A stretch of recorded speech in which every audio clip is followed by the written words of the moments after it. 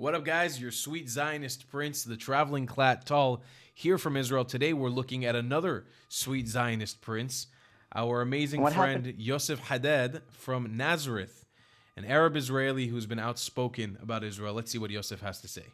So 1947, the partition plan was brought by the UN. And what happened is that the Jews accepted the plan, the Arabs denied the plan. And by the way, watch this. It's not the Palestinians, it was the Arabs who denied the land, the partition plan. It was the Arab leaders who decided to reject the plan.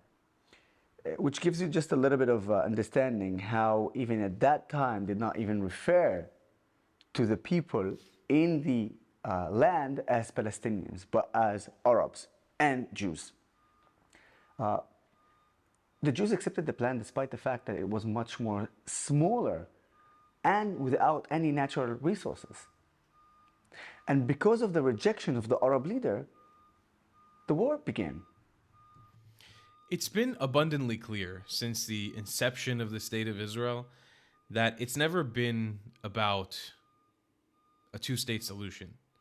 For the quote-unquote Palestinians, for the Arabs of this region, it's never been about coexisting with Jewish people. I've talked about this ad nauseum on my YouTube channel. For an Arab, for the typical Arab, who has been Islamicized, Islamized, I could say, and whether they're a Christian Arab like Yosef Haddad or a Muslim Arab, there is this lack of respect at the idea of living under a Jewish state. Islamism and Arabism, by its nature, are supremacist. If you look at Arab society throughout the ages, it's always Arabs at the top, everybody else at the bottom. Ethnic minorities at the bottom, Muslims at the top, other religions at the bottom. It's always been like this since Arabs have conquered and conquested in the Middle East. What I love and appreciate about Yosef Haddad is that he's a Christian Arab from Nazareth, the city of Jesus Christ. I've never had a chance to speak to Yosef myself. We're in a lot of the same circles. I know by proxies that he's seen some of my videos, and by chance he's watching this. Shout out to you, man. I appreciate and love you very much. I think the one thing I appreciate about Yosef so much is that he gets it. I think while I've never really seen him talk about this myself, I think he probably understands deep down inside that he himself is not really an Arab. He's probably a Jewish or Israelite descendant of the people who existed at the time of Jesus Christ in the city of Nazareth. And that's the one thing I really appreciate about Yosef is that he fights for Israel day in, day out, whether he served in the army, I believe he was a combat medic, whether his service to the IDF or his service on the ground now speaking up for Israel, talking about Israel, enlightening the world of the fact that he's an Arab who fights for Israel, is to me something that I am so appreciative of. And I look at my friends like Mansour Ashkar, who is an Arab Druze from Israel, or friend of mine, Marwan Jaber, who's also another Druze who fights for Israel, or Tamer Masoudin from Instagram. He's another Arab Bedouin that fights for Israel. Mahmoud Kabia. I mean, there is so many Arabs who have stepped up to the plate to fight for Israel. But the one thing about Yosef, I think that's different than everybody else, is that he really gets it in his core. He understands what this fight is about. And I think that the fact that he's a Christian from Nazareth puts this whole thing into perspective. And that's something that I really, really appreciate about him. And they lost. Now, the reason why I'm bringing this, because I want to talk about my grandfather. My grandfather got an order to evacuate and get out of his village. Not by the Jews, by the Arab leaders from Syria and Lebanon. My grandfather rejected this request or demand back then. And he stayed and he said, I'm staying in my land. And when the IDF came, no one took his land. I'm speaking specifically about my grandfather. I'm not saying there weren't events like this. I'm just giving you my grandfather's story. And he said, I stayed in my village, which is Ijjish. It's a village in the north of Israel. So he stayed there, and that's exactly how I become who I am today, which is an Arab Israeli. And you know what? I'm very glad about that. Yeah, well, that's fascinating because you don't hear those stories very often. You only hear about the ones that were so apparently dispossessed. But to hear Because the fake brainwashed Palestinian Nakba story has basically brainwashed the West and most of the Arab world to make it seem as if there was some atrocity that happened to this group called the Palestinians, when in reality, this was nothing more than a very ambiguous I consider Arabized group of people who came from a vast swath of nations, whether it was Egypt or Lebanon or Syria, some from Judea and Samaria, some from Jordan, some from far away, from all over the Middle East, who flocked here at the opportunity to buy land, agriculture, especially as Jews started settling the land again. And this was nothing more than an ambiguous group of people called Syrians. For the most part, most of these people called themselves Syrian. Nobody referred to themselves as Palestinians. They would call themselves Arabs or Syrians. So when you have this group of ambiguous Arabs from around the region who are living in this land, of course you're not going to hear this story. Of course you're not going to, because we can't allow this narrative, the narrative of Yoseph Haddad's family, to see the day of light, see the light of day. Not the day of light, the light of day.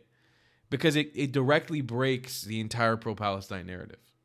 How do you fight against Yosef's story?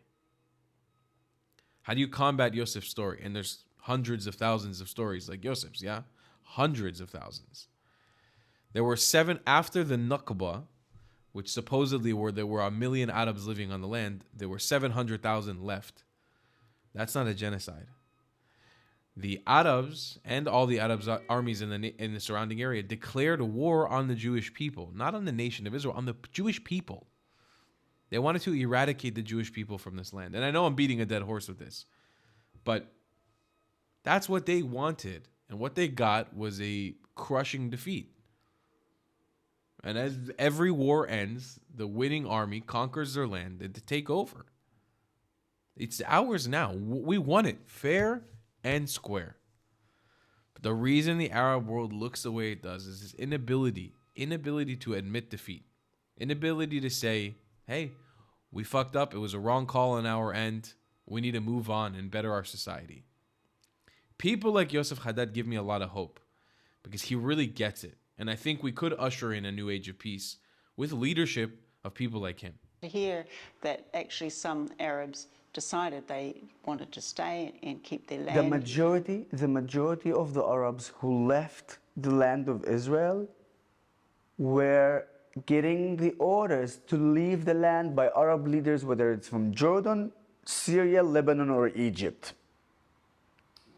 They're the ones who actually went on and just evacuated based on those orders. Again, saying that, we still have to understand that in a war, like in a war, there are terrible things that happens to both sides, and we should acknowledge that.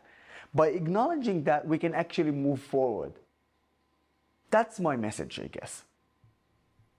I think that's great. That's a great, that is a very great message to end off of.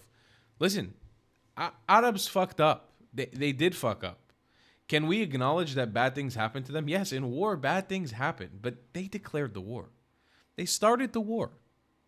They decided they wanted war, but that war doesn't exist in a vacuum. Okay? Just like they like to say October 7th doesn't exist in a vacuum. Not only did they start this war, but they had been tormenting Jewish people and Jewish communities, both in Palestine and all over the Arab world for 600, 700 plus years. Tormenting, abusing, raping, pillaging, colonizing, kicking them out, murdering, pogroms left and right. So I always pose the question to my fellow Arabs. I'm happy to acknowledge that bad things happen to you. I just want you to take responsibility. I want you to say, hey, we fucked up. We made a mistake. Now it's time for us to hold hands together and move forward. Move past this. It's old. It's boring. It's not important. We could be the most flourishing society on planet Earth here in the Middle East. We have the resources. We have the gas. We have the smarts. We just need to get rid of the shitty ideology that holds us back.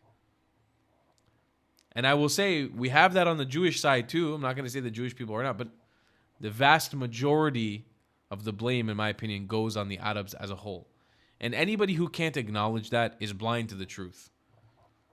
You don't need to look at a map of the Arab world and see Israel as a tiny blip on it and be able to point out and say, that's the problem. Because it's not. If you're a 400 million group strong, 400 million Arabs in the Middle East, 2 billion Muslims in the world, 2 billion, and a group of 7 million Jews are what's threatening you or holding back, are you really as powerful as you say you are? Is Allah really behind you?